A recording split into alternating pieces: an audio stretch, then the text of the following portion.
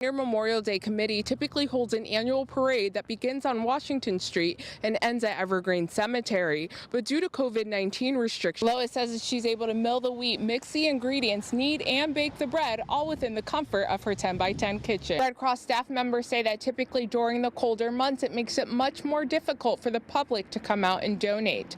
But at this time, residents are being asked to quarantine themselves due to COVID-19. Brainerd Students Against Racism is a new organization that was formed after former middle school teacher Kara Hall was accused of making racist comments. As states continue to lift restrictions, wearing masks have suddenly become a political issue, and medical physicians like Keith Stelter are asking for cloth masks like this one to be mandated. This gator pit right behind me is where the woman crossed over the fence to retrieve her wallet that had fallen in the water, with her son following close behind. A dentist in Baxter has beaten a new world record for stilt skiing. He says that he learned of the unusual water sport from watching YouTube. The two parking spaces that are right behind me is where parents can pull in to exchange their children. There are also cameras around the entire perimeter so that both parties will feel safe. CEO Shane Riffle says that just before our interview, he received a call from the insurance company saying that they will not cover damages from Friday's storm. At this point, YMCA staff are not. Many businesses throughout the Brainerd Lakes area were forced to close their doors last spring due to the pandemic.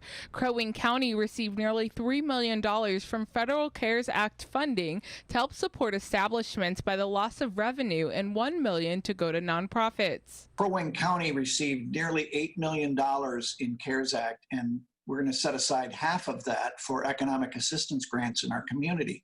$3 million to go to small businesses with fewer than 50 employees who were closed down by executive order of the governor, and $1 million for our nonprofits who really suffered as a result of either having been closed or they weren't providing services and getting donations. Crow Wing County is using the Brainerd Lakes Area Economic Development Corporation to administer the application process and to decide which businesses qualify for grant funding. The CARES Act guidelines indicates that there are three criteria.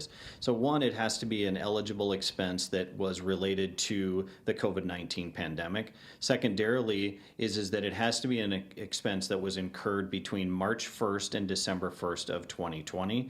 And the third item is that it has to be an item that was not an expense that was not inside of your budget for 2020. Both nonprofit and for-profit businesses are eligible to receive grant funding up to $10,000. So the application period begins Monday, today, August 17th, and will run through September 18th. So it's actually a 5-week application period. So the applications can be found on Bladex's website, and they can be also found on the county's website. So the county's website, those applications are going to be linked and be delivered back to Bladex for us to review and administer the grant applications. Reporting in Brainerd, Chantelle Calhoun, Lakeland News.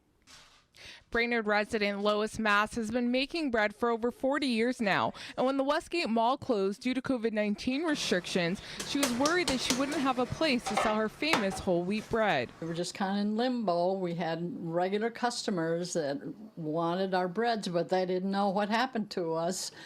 And so when the snow melted, we decided, let's just sell it in our yard. As Lois began working out of her house, she quickly adapted to the new normal like many other area establishments. She added a couple signs, a tent, and essentially began opening up for business. We have a drive-through driveway, and we put up our little white tent, put bread out there, self-service, pay as you go. And it's been working since. People will tell me, like, I can't get over the flavor that's in this bread, and what's your secret? And I said, it's that grain, that flour that's just freshly milled. Despite selling over 100 loaves of bread per week, Lois says that she doesn't do it for the monetary value. She makes the bread because customers appreciate that she's putting out a healthy yet favorable product. It's just full of vitamins and nutrients that we need. And I tell people more than ever now, when we're struggling with our immune system to stay healthy, we need to do all that we can. And our store-bought breads have been stripped of all those nutrients. Lois says that she doesn't plan on going back to the mall because her now devoted customers are able to get her bread more conveniently. Reporting in Brainerd, Chantelle Calhoun, Lakeland News.